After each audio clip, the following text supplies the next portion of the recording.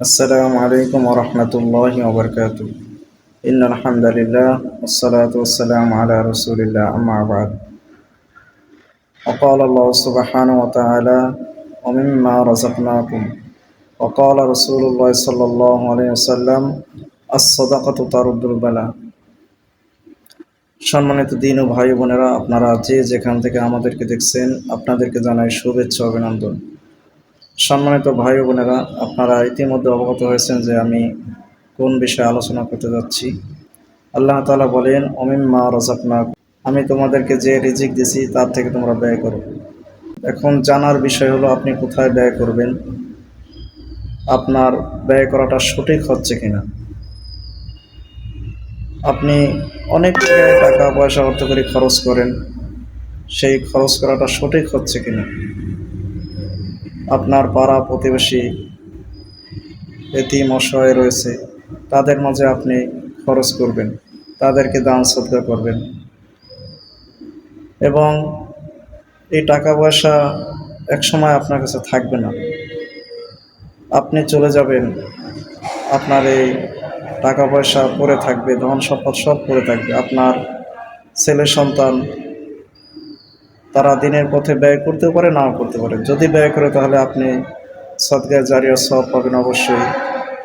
আর যদি তারা দিনের পথে ব্যয় না করে অন্য কোথাও খরচ করে তাহলে তার গুনাহগার অবশ্যই আপনি হবেন।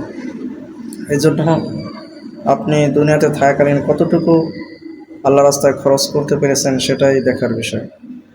এই জন্য আল্লাহ তাআলা কাল কিয়ামতের মাঠে হিসাব নেবেন যে তুমি কোথা থেকে আয় করেছো, কোথায় ব্যয় করেছো, কোথায় খরচ করেছো। এই জন্য আপনাকে দিনের পথে খরচ করতে হবে। আপনাকে আমি অনুরোধ করব যে একটা কথা আছে যে 10-এর লাঠি 1-এর বোঝা।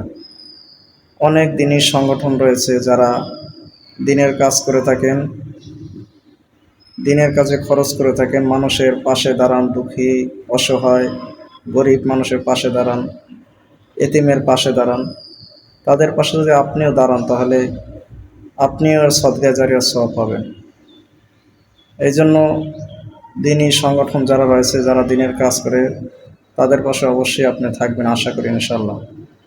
তদ্রূপ উসরাতুল ইসলাম বাংলাদেশ নামে একটি সংগঠন রয়েছে। এই সংগঠনের কার্যক্রমের মধ্যে একটি কার্যক্রম রয়েছে জাকাতের অর্থে স্বাবলম্বী কলম প্রকল্প। এই জাকাত উঠিয়ে মানুষের মাঝে যাদের জাকাত ওয়াজিব হয়েছে তাদের কাছ থেকে জাকাত উঠিয়ে গরিব অসহায় এতিমদের মাঝে বন্টন করে দেওয়া হয় এবং এই জাকাতের অর্থের দ্বারা একজনকে স্বাবলম্বী করে দেওয়া হয়।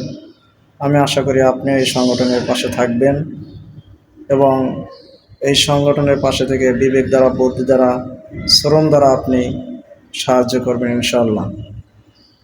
আসসালামু আলাইকুম ওয়া রাহমাতুল্লাহি ওয়া বারাকাতুহু।